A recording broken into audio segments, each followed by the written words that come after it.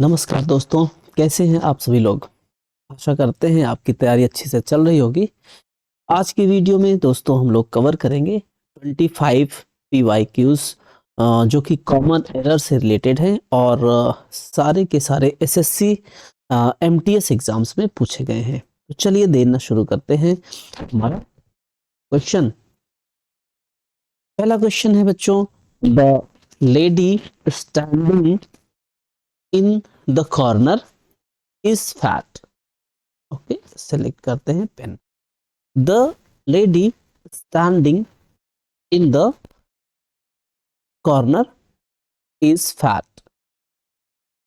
First option है corner is fat, B option है no error, C है standing in the, और D वाला है द लेडी। देखिए पहला जो ऑप्शन है यहां से, यहीं से देखते हैं, द लेडी में तो कोई एरर है नहीं, तो यहां पर कोई दिक्कत नहीं है। ठीक है, इस वाले में स्टैंडिंग इन द कॉर्नर, कोने में वो खड़ी हुई है लेडी, नो एरर यहां पर भी है। इज फैट, वो फैट है। ओके, तो यानी कि फर्स्ट वाला जो सेंटेंस है इसमें कोई एरर नहीं है, बी सेक्शन हमारा सही होता है। Question number 2, the I told the tailor to made a new dress for me. Okay, I told the tailor. Options चलिए पढ़ लेते हैं एक बार। Dress for me, no error. I told the tailor to made a new. चलिए देखते हैं इसको बच्चों। आई टोल्ड द टेलर, मैंने टेलर को बोला, मैंने टेलर को कहा, कोई एरर नहीं है। To made a new dress for me, बनाने के लिए, मेरे लिए एक नया ड्रेस। तो बच्चों यहाँ पर क्या होगा, टू मेड नहीं, टू मेक होना चाहिए। ठीक है, टू मेक क्यों होगा ये, क्योंकि टू जो है हमेशा वर्ब की फर्स्ट फॉर्म लेती है। ठीक है, इसको बोलते हैं इन्फिनिटिव। इन्फिनिटिव क्या करता है, वर्ब की सेकेंड फॉर्म कभी लेता नहीं है ना, क्या लेता है, वर्ब की first form. Okay, that's why यहाँ पर टू मेड नहीं, टू मेक होना चाहिए। तो dress for me, no error. I told the tailor to made a new, ये वाला ऑप्शन आपका सही होता है। क्वेश्चन नंबर 3 देखेंगे। It was not possible for we to understand. It was not possible for we to understand. Option A है for we, B है to understand her, and option C है it was not possible, and D is no error. Question देखेंगे, it was not possible, first वाले में कोई दिक्कत नहीं है। फॉर वी यहाँ पर गलत होता है। फॉर, याद रखिए, फॉर के बाद में जो प्रोनाउन आता है वो हमेशा आता है कौन सा, वो आता है ऑब्जेक्टिव केस। याद रखना कौन सा केस आता है बच्चों, ऑब्जेक्टिव केस। ठीक है, नॉमिनेटिव केस नहीं आता, वहां पर आता है ऑब्जेक्टिव केस। यहाँ पर जो एरर है रिलेटेड टू प्रोनाउन है। फॉर के बाद याद रखना फॉर अस आएगा, फॉर मी आएगा, फॉर हर आएगा, फॉर देम आएगा। ठीक है, फॉर आई ऐसा नहीं होगा, फॉर ही ऐसा नहीं होगा। ठीक है, तो नॉमिनेटिव केस नहीं, यहाँ पर ऑब्जेक्टिव केस आना चाहिए। क्वेश्चन नंबर 4 देखेंगे। The servant was beaten through his master with a stick. Okay, जो सर्वेंट है, नौकर है, उसको पीटा गया थ्रू हिज मास्टर, किसके द्वारा, मास्टर के द्वारा, विद अ स्टिक, एक स्टिक से। ऑप्शंस पढ़ लेते हैं। No error, with a stick, through his master, the servant was beaten. Okay, तो चाहे यहां से देखेंगे चाहे यहां से देखेंगे, यहाँ पे ऑब्लिक नहीं है, तो चलो यहां से समझते हैं। द सर्वेंट वॉज बीटन, इस ऑप्शन में कोई दिक्कत नहीं है, सर्वेंट को पीटा गया। देखो ध्यान से, ये सेंटेंस पैसिव वॉइस में है। जब वाज वर के बाद में वर्ब की 3 आती है ना, वाज वर के बाद में वर्ब की थर्ड फॉर्म आती है, तो ये पैसिव वॉइस होता है किसका, पास्ट इंडेफिनिट का। ये पैसिव वॉइस है बच्चों, पैसिव वॉइस है किसका, पास्ट इंडेफिनिट का। ओके, तो पास्ट इंडेफिनिट का पैसिव वॉइस है, वाज वर हो गया। उसके बाद में देखो यहाँ पर बाई का यूज होना चाहिए ना, और ये किसी के द्वारा जब कोई काम होता है तो वहां थ्रू थोड़ी लगता है, वहां बाई लगता है, तो बाई हिज मास्टर होना चाहिए, through his master, this is wrong, by his master, यहाँ पर बाई का यूज होना चाहिए। ठीक है, विद अ स्टिक, ये सही है। ठीक है, तो एक छड़ी से उसके मास्टर के द्वारा, उसके मालिक के द्वारा एक नौकर को पीटा गया। तो ऑप्शन सी यहां पर आपका करेक्ट होता है। Number 5, unless you prepare well you will not get a first class. Options को पढ़ते हैं। A first class, B no error, C unless you prepare well, and D you will not get. Okay, unless you prepare well, जब तुम अच्छे से तैयारी नहीं करोगे। ओके, व्हेन, अनलेस क्या होता है, इफ का नेगेटिव होता है, तो जब तुम अच्छे से, जब तक तुम तैयारी नहीं करोगे, अगर तुम अच्छे से तैयारी नहीं करोगे, you will not get a first class, तो तुम फर्स्ट क्लास नहीं आओगे। देखिए ये सेंटेंस यहाँ पे इफ का है और यहाँ पर नेगेटिव है, यहाँ पर you will not get first class, तो फर्स्ट क्लास तुम नहीं आओगे। सेंटेंस मुझे लग रहा है कोई भी एरर नहीं है। ओके, चलिए आगे बढ़ते हैं। Number 6, the child always goes for sleep with his teddy bear. The child always goes for sleep with his teddy bear। Okay, options देखेंगे। with his teddy bear, B है no error, and C goes for sleep, and D the child always। Okay, अब यहाँ पर देखिए with his teddy bear, teddy bear के साथ कोई दिक्कत नहीं है, नो एरर, नो एरर ही है। goes for sleep, goes for sleep, और the child always, बच्चा जो है वो सदैव, तो यहाँ पर कोई एरर नहीं है। गोज फॉर स्लीप यहाँ पे हो सकता है, देखिए द चाइल्ड गोज, बच्चा जाता है कहाँ, फॉर स्लीप।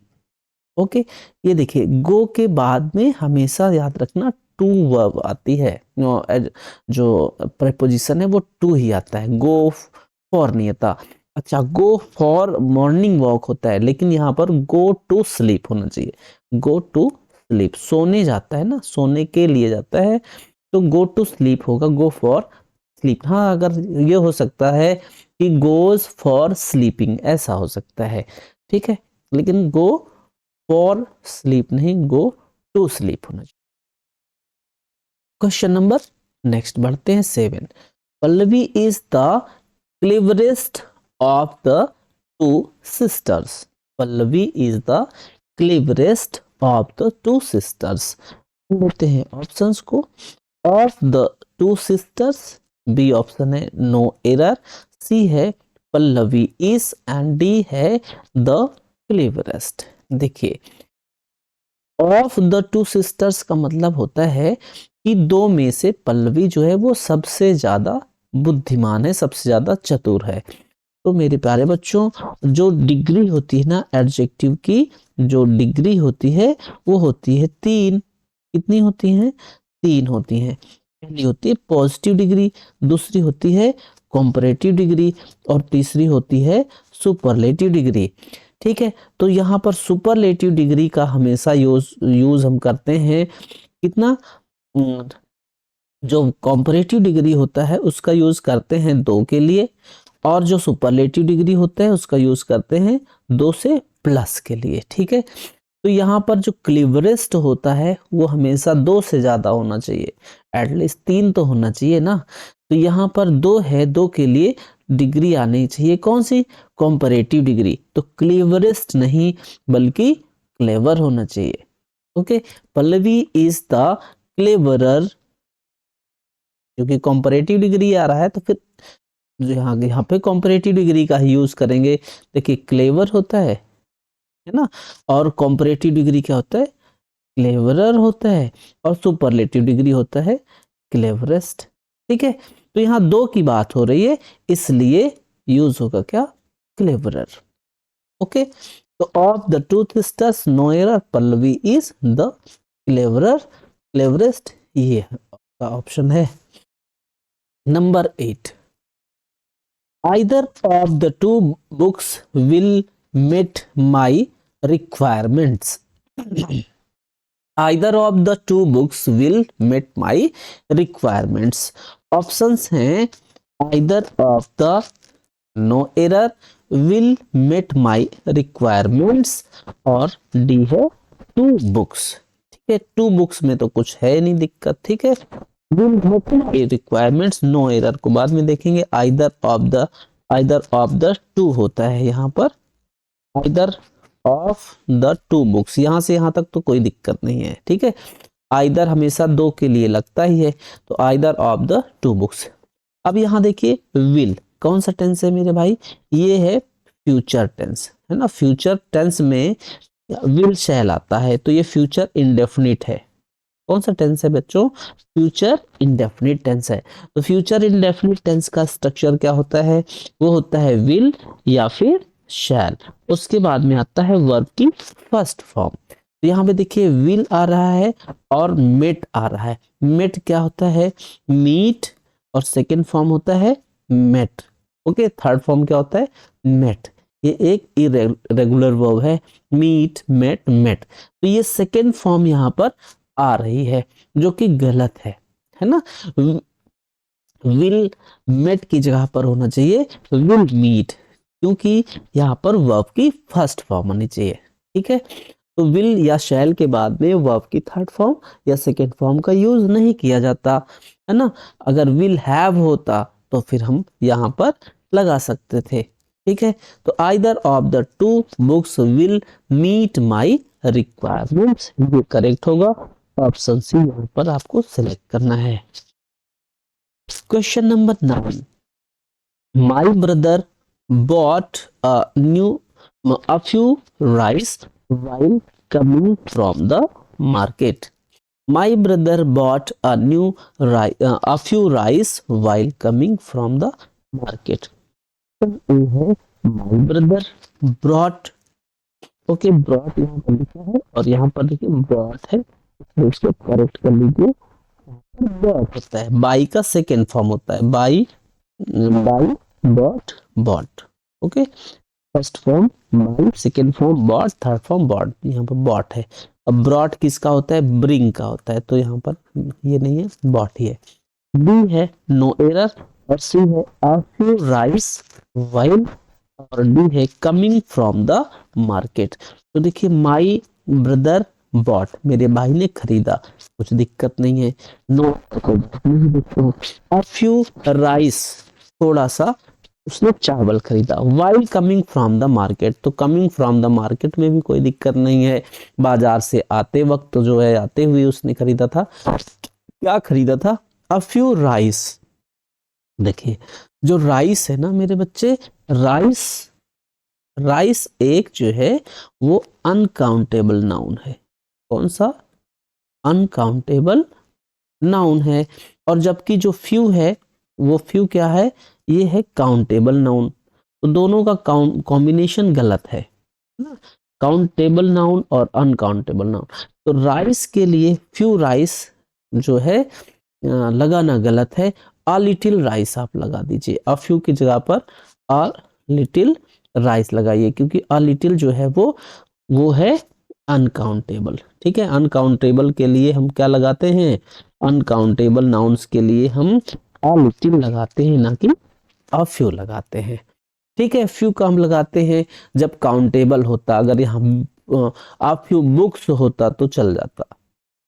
ठीक है, अ फ्यू पेंसिल्स होता तो चल जाता, यहाँ पर अ लिटिल का यूज होगा, क्योंकि राइस जो है वो अनकाउंटेबल नाउन है। ठीक है, आगे बढ़िए। Question number 10, do not let the opportunity slip away and you will repent. Okay, do not let the opportunity slip away and you will repent. बच्चों repent मीन्स होता है पछताना। ओके, क्वेश्चन को बिना समझे आप कर नहीं पाएंगे। रिपेंट मीन्स होता है पछताना। ओके, ऑप्शंस पढ़ लेते हैं। And you will repent, B है नो एरर, डी है do not let the, and D is opportunity slip away. Slip away means होता है फिसल जाना, तो do not let the opportunity slip away, अवसर को फिसलने मत दो। एंड यू विल रिपेंट, और तुम पछताओगे। तो देखिए यहाँ पर क्या दिक्कत है। यहाँ पर दिक्कत जो है वो कंजंक्शन की, तो इनकरेक्ट कंजंक्शन लगाया गया है। ठीक है, यहाँ पर कंजंक्शन कौन सा होना चाहिए बच्चों, इलास्टिव कंजंक्शन होना चाहिए। ठीक है, परिणाम बताने वाला। यहाँ पर क्यूमुलेटिव कंजंक्शन फॉर्म नहीं होगा, जोड़ बताने वाला नहीं होगा, परिणाम बताने वाला होगा। ठीक है, तो एंड के जगह पर अदरवाइज का प्रयोग कीजिए। ठीक है, एरर किसका है, एरर है कंजंक्शन का। ठीक है, करेक्ट कंजंक्शन वहां पर यूज करना पड़ेगा। कंजंक्शन कौन सा यूज करना पड़ेगा, otherwise. Otherwise you will repent, नहीं तो तुम पछताओगे। क्वेश्चन नंबर 11 देखते हैं। The funding for the project will be entirely borne on the center. The funding for the project के लिए जो फंडिंग है will be entirely borne on the center. Okay, option है borne on the center, और B है no error, C है the funding for the project, और D है विल बी इंटायरली। ठीक है, विल बी इंटायरली मीन्स पूरी तरह से, उसको जो है सेंटर से, सेंटर मीन्स होता है केंद्र, है ना, सेंटर से जो फंडिंग है, प्रोजेक्ट की जो फंडिंग है उसका जो है उसका वहन किया जाएगा, कहाँ से, सेंटर से। ठीक है, थोड़ा सा आपको मुश्किल लग रहा होगा लेकिन आपको समझना है। देखिए, the funding for the project, जो प्रोजेक्ट की फंडिंग है ना, तो प्रोजेक्ट के लिए जो फंडिंग है will be entirely borne on, पूरी तरह से उसका वहन किया जाएगा, वो ऑन द सेंटर, किससे, सेंटर पर। ठीक है, केंद्र पर। अब आगे देखिए, यहाँ पर आपको समझना पड़ेगा कि जो लेयर है इस दो होती है,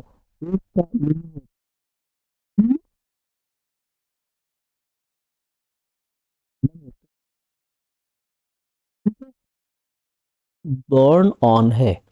ठीक है, इसकी जगह पर होना चाहिए, क्या होना चाहिए, बर्न ऑन। देखिए, ठीक है, सहना, वहन करना, या फिर सहना, टोलरेट करना। अब यहाँ पर जन्म देना नहीं है। ठीक है, तो इसका जो बेयर होता है इसका सेकेंड फॉर्म होता है बॉर्न। ठीक है, यहाँ पर कोई जन्म लेने वाली बात नहीं हो रही, फंडिंग की बात हो रही है, तो फंडिंग को बेयर करेंगे, सहन करेंगे। ठीक है, यहाँ पर इसका सेकेंड फॉर्म जो होता है वो होता है बर्न। ओके, ये डिफरेंस है बच्चों। सेम हमारी वर्ब है, लेकिन दोनों वर्ब की मीनिंग डिफरेंट है और उसका सेकेंड फॉर्म, थर्ड फॉर्म भी डिफरेंट है। तो ये वाला यहाँ पर आएगा born on the centre. Okay, ये ऑप्शन आपका यहाँ पर करेक्ट होता है। 12 number, I did not see anybody in the auditorium. I did not see anybody in the auditorium. Option A no error, B see anybody, और C I did not. Okay, D है in the auditorium. तो I did not see anybody, मैंने किसी को नहीं देखा, इन the auditorium, auditorium में मैंने किसी को नहीं देखा। तो यहाँ पर नो एरर, कोई एरर नहीं है। देखिए, सब्जेक्ट हो गया, डिड नॉट आ रहा है, वर्ब की फर्स्ट फॉर्म आ रही है, फिर ऑब्जेक्ट आ रहा है, फिर इन द ऑडिटोरियम, कोई एरर नहीं है, कोई एरर नहीं है। Next question number 13, she ran so fastly that I could not overtake her. ये सारे के सारे जो क्वेश्चंस हैं ना मेरे बच्चे, SSC multitasking staff exam common errors PYQs 2, 8, 19 ऐसे ही ये पूछे गए हैं। ठीक है, प्रथम पाली द्वितीय पाली में जितने भी क्वेश्चन हैं सब आपके लिए हम यहाँ पर लेकर आए हैं। She ran so fastly that I could not overtake her. वो इतनी तेज दौड़ी कि मैं उसको ओवरटेक नहीं कर सकी। तो ऑप्शंस हैं she ran so fastly, B no error, और सी है नॉट ओवरटेक हर, और है डी दैट आई कुड। देखिए ये पास्ट इंडेफिनिट है, शी रैन वो तेज दौड़ी, इतनी तेज कि आई कुड नॉट, यहाँ पर देखिए वर्ब की सेकेंड फॉर्म है, यहाँ पर कुड लगा है, तो सेंटेंस का जो एग्रीमेंट है उसमें कोई दिक्कत नहीं। चलिए और ढूंढते हैं। शी रैन वो भागी, सो फास्टली इतनी ज्यादा तेज, देखिए फास्टली नहीं, फास्ट होना चाहिए। फास्टली क्या है, फास्ट वो ऑब्जेक्टिव की तरह भी काम करता है, और वो जो फास्ट है वो एडवर्ब की भी तरह काम करता है, तो एल वाई इसमें लगाने की जरूरत नहीं होती है, फास्टली नहीं होता है। जैसे he is a fast bowler, he is a fast bowler, यहाँ पर ये जो फास्ट है ये एडजेक्टिव है, और अगर बोलो he bowls fast, ओके, और यहाँ पर ये जो फास्ट है ये है एडवर्ब। ठीक है, तो नाउन से पहले आ जाएगा तो एडजेक्टिव की तरह काम करेगा, और अगर ये इसका वर्ब के बारे में बताएगा, एडजेक्टिव के बारे में बताएगा, उसको डिस्क्राइब करेगा, तो फिर ये हो जाएगा एडवर्ब। लेकिन एल वाइस में नहीं लगता, फास्टली नहीं होगा, फास्ट ही होगा। ओके, तो शी रैन सो फास्टली नहीं, फास्ट। ऑप्शन ए करेक्ट होता है। Question number 14, the more he earn the more he want to earn.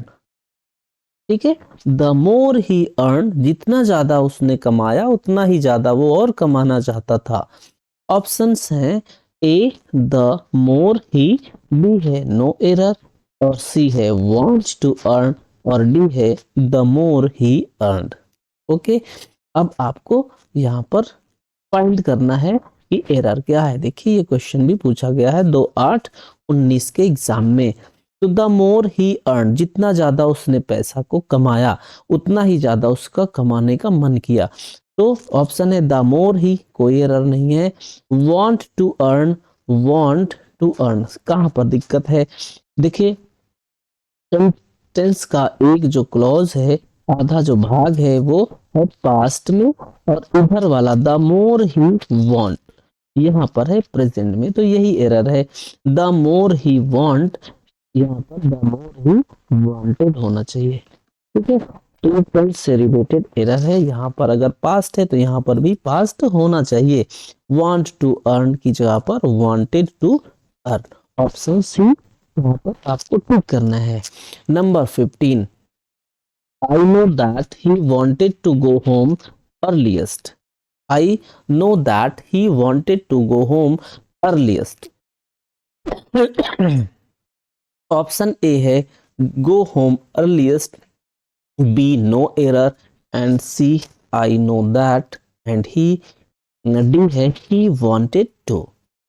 तो चलिए चेक करते हैं कहाँ पर एरर है। ये सब्जेक्ट है आई, वर्ब की फर्स्ट फॉर्म है आई नो, मुझे पता है, मैं जानता हूँ, दैट मीन्स की मैं जानता हूँ कि I wanted to go home, वो घर जाना चाहता था। अर्लीस्ट मीन्स पहले, अर्लीस्ट की जगह पर अर्ली का यूज होना चाहिए, क्योंकि कहीं पर कोई कंपैरिजन थोड़ी हो रहा है अर्ली, अर्लियर, अर्लीस्ट। यहाँ पर जो अर्ली है, ठीक है, ये जो अर्ली है ये एडवर्ब है मेरे बच्चे। ठीक है, तो कोई कंपैरिजन नहीं हो रहा है, इसलिए यहाँ पर अर्ली का यूज होगा, अर्लीस्ट का नहीं। ऑप्शन ए आपको यहाँ पर मिलता है correct. 16, the player was declare run out.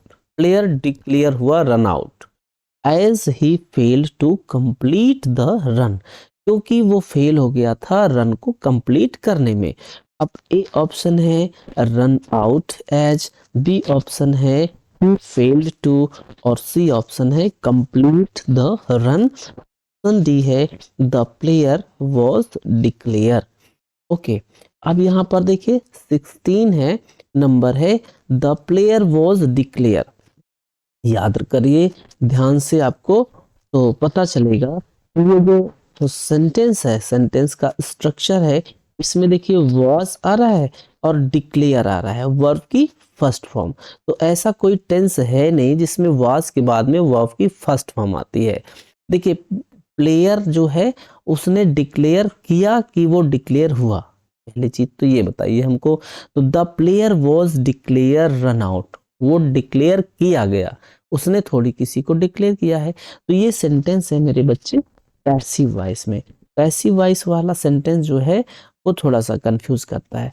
अगर पैसिव वॉइस सेंटेंस है ना तो सब्जेक्ट एक्शन करता नहीं है, बल्कि एक्शन जो है वो सब्जेक्ट पर होता है। तो द प्लेयर वॉज डिक्लेयर नहीं, द प्लेयर वॉज डिक्लेयर्ड। ठीक है, कैसे होगा? वॉज वर्ब के बाद में वर्ब की फर्स्ट फॉर्म नहीं, वर्ब की थर्ड फॉर्म आएगी। ये सेंटेंस पैसिव वॉइस का है। पैसिव वॉइस में टेंस कौन सा है? पास्ट इंडेफिनिट का। तो एक्टिव वॉइस में पास्ट इंडेफिनिट में आता है वर्ब की सेकेंड फॉर्म, जबकि पैसिव वॉइस का जो पास्ट इंडेफिनिट है उसमें आता है वॉज वर्ब के साथ में, वॉज वर्ब के साथ में वर्ब की थर्ड फॉर्म। ओके, तो यहाँ पर डिक्लेयर की जगह पर डिक्लेयर्ड होना चाहिए। ऑप्शन देखते हैं कौन सा है। Run out, he failed, complete the run, complete the run, the player was declare नहीं, डिक्लेयर्ड होना चाहिए। 17 number, if they said nothing she could sense their disapproval of her suggestion. काफी अच्छे से सब्जेक्ट को आप समझेंगे तभी वो समझ में आएगा, नहीं तो फिर ये समझ में नहीं आएगा। इफ दे सेड नथिंग, अगर वो उसने कुछ नहीं कहा, यदि उसने कुछ नहीं कहा। शी कुड सेंस, उसने क्या किया, वो कर सकी, सेंस कर सकी क्या? दियर डिसअप्रूवल ऑफ हर सजेशन, उसके सजेशन का जो डिसअप्रूवल है उसको वो उसने क्या किया, उसने सेंस कर लिया, उसको समझ लिया, महसूस कर लिया। ओके, और यहाँ पर देखिए दो क्लॉज है, ये कंडीशनल क्लॉज है मेरे भाई। कौन सा क्लॉज है? कंडीशनल क्लॉज है, और ये उसका रिजल्ट है। अगर कंडीशनल क्लॉज होगा तो फिर ये इसका रिजल्ट होगा, अन्यथा फिर ये कंडीशनल क्लॉज नहीं होगा। अगर उसने जो है इफ दे सेड नथिंग, यदि उसने कुछ नहीं बोला, तो वैसे ही कंडीशनल क्लॉज में यहाँ पे गलत है। यहाँ पर अगर if they have had said nothing ऐसा कुछ आता तो फिर यहाँ पर हम मान के चलते कि रिजल्ट है ना। अगर उसने कुछ कहा होता तो वो जो है सेंस कर लेती, लेकिन ऐसा कुछ नहीं है, कुड हैव भी यहाँ पर नहीं है, तो ये कंडीशनल सेंटेंस एक हिसाब से है नहीं। ठीक है, फिर क्या है देखिए, ये जो एरर है यहाँ पर इफ में ही आपको मिलेगा। ठीक है, उसने कुछ नहीं कहा और उसने जो है उन्होंने कुछ नहीं कहा और उसने समझ लिया उसके सजेशन के डिसअप्रूवल को, तो यहाँ पर ऑल्दो का यूज करना चाहिए। ऑल्दो का यूज करना चाहिए, हालांकि उसने कुछ नहीं कहा फिर भी उसने डिसअप्रूवल, सजेशन की डिसअप्रूवल को उसने सेंस कर लिया। ठीक है, तो यहाँ पर ऑल्दो का यूज होगा इफ के बजाय। Okay, although they said nothing, हालांकि यद्यपि कि उन्होंने कुछ नहीं कहा। She could sense their disapproval of her suggestion. ठीक है, देखिए यहाँ पर दे है तो दियर लगा है तो कोई दिक्कत नहीं है, बाकी कहीं कोई एरर नहीं है। इफ की जगह पर ऑल्दो का यूज करना। Question number 18, in the evening he likes to read books and articles that have nothing to do with his work। बहुत ही प्यारा सा क्वेश्चन है, तो ध्यान से समझिए। ऑप्शन ए है day off his work and B है in the evening he likes और सी ऑप्शन है दैट हैव नथिंग टू और डी है to read books and articles. तो कायदे से क्वेश्चन को ढंग से पढ़ेंगे तभी आपको एरर मिलेगा। ठीक है, मिलेगा देखिए day off his work okay in the evening he likes in the evening he likes शाम को के टाइम पे उसको पसंद है, कोई दिक्कत नहीं है भाई यहाँ पर। That have nothing to read books and articles तो in the evening he likes to read books and articles इन दोनों में तो कोई दिक्कत। ठीक है, तो शाम के टाइम पे उसको पसंद है किताबें पढ़ना और आर्टिकल्स पढ़ना।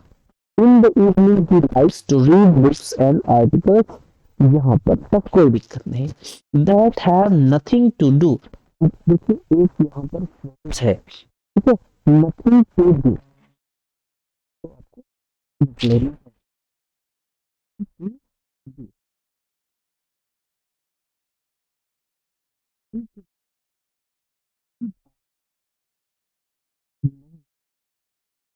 तो आपको लेना है nothing to do with something with something और समवन ये इसका स्ट्रक्चर है दोस्तों, इसको आपको समझ लेना है। नथिंग टू डू विद लगता है आपका ये नहीं होता है तो nothing to do with someone चाहे कोई व्यक्ति आए उसके बाद में जैसे यहाँ पर हिज वर्क है ठीक है तो समथिंग आए और चाहे समवन आए कोई पर्सन आए या कोई थिंग आए दोनों में विद का ही यूज होता है ऑफ का यूज नहीं होता है। ठीक है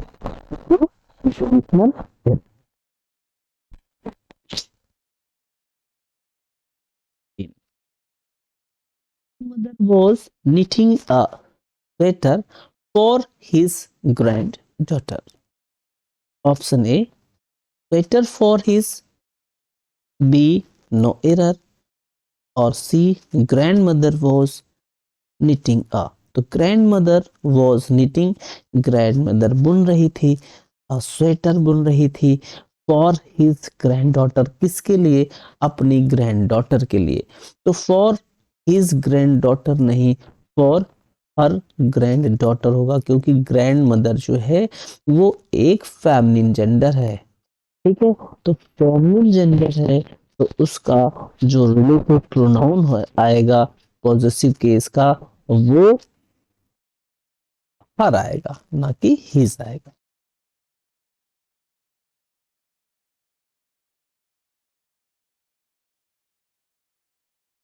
have been living in जी आसान सा क्वेश्चन है और इसमें आप से फाइंड आउट करिए कि एरर ओके इन बोस्टन या फिर बीन लिविंग या दे हैव ये सेंटेंस बच्चों has have been plus verb में आईएनजी ये किसका है ये सेंटेंस है present perfect continuous. Okay present perfect continuous में क्या आता है हैव हैव प्लस बीन आता है और उसके बाद में वर्ब में आईएनजी लगता है उसके बाद में देखिए टाइम आता है क्या आता है टाइम और टाइम से पहले आता है सिंस या फिर for and then time. Okay तो टाइम के पहले या तो सिंस आता है या तो फॉर आता है। सिंस कहाँ लगाते हैं फॉर लगाते हैं आपको अच्छे से पता होगा। ठीक है पॉइंट ऑफ टाइम के लिए लगाते हैं पॉइंट ऑफ टाइम के लिए लगाते हैं सिंस और पीरियड ऑफ टाइम के लिए पीरियड ऑफ टाइम के लिए लगाते हैं फॉर। तो यहाँ पर 10 ईयर्स ये पीरियड ऑफ टाइम है इसलिए लगेगा फ्रॉम नहीं for. Okay question number 21 the player was declare run out as he failed to complete the run.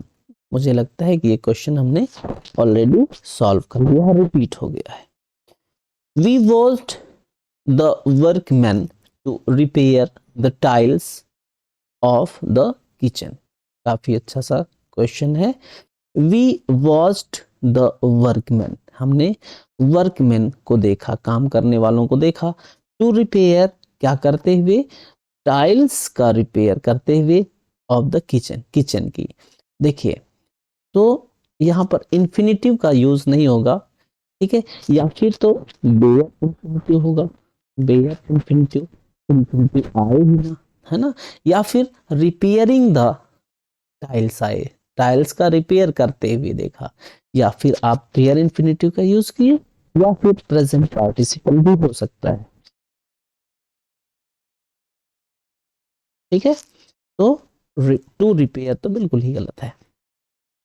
Next है, Sakshi is as smarter as any other child in the class. As smarter as बिल्कुल गलत है, ये positive degree है, ये structure है positive degree का। As आता है प्लस पॉजिटिव डिग्री आता है प्लस फिर एज आता है, तो एज और एज के बीच में पॉजिटिव डिग्री आता है, कंपैरेटिव डिग्री नहीं आता है। यहाँ पर एज नॉट एज का यूज होना चाहिए। ओके, तो एज स्मार्टर, स्मार्टर एज ये गलत है, ऑप्शन बी यहाँ पर करेक्ट होता है। Number 24, I don't think I meet her before. काफी आसान सा क्वेश्चन है, मुझे नहीं लगता कि मैं तुमसे पहले मिला हूं। Okay, no error, him before, I meet, I don't think. तो आई डोंट थिंक, मैं नहीं लगता, मुझे नहीं लगता। आई मीट, बिफोर, देखिए बिफोर लगा है ना, तो ये बताता है कि ये सेंटेंस जो है, ये वाक्य कब का है, पास्ट का है। पास्ट का है तो वर्ब की सेकेंड फॉर्म यहाँ पर लगाइए, ठीक है, क्योंकि बिफोर लगा है, मीट नहीं मेट का यूज होगा। ऑप्शन कौन सा करेक्ट करें, करेक्ट करें C. 25 number, the climate of Dehradun is better than Meerut. काफी अच्छा सा प्रश्न है, और ऑप्शन है is better the climate of Dehradun, C है नो एरर, और डी है देन मेरठ। लास्ट क्वेश्चन है, अंतिम क्वेश्चन है, काफी ध्यान से देखें, बहुत ही अच्छा प्रश्न है। इसमें कंपैरिजन किया गया है इससे, देहरादून की क्लाइमेट से, देहरादून की क्लाइमेट से मेरठ को, ठीक है।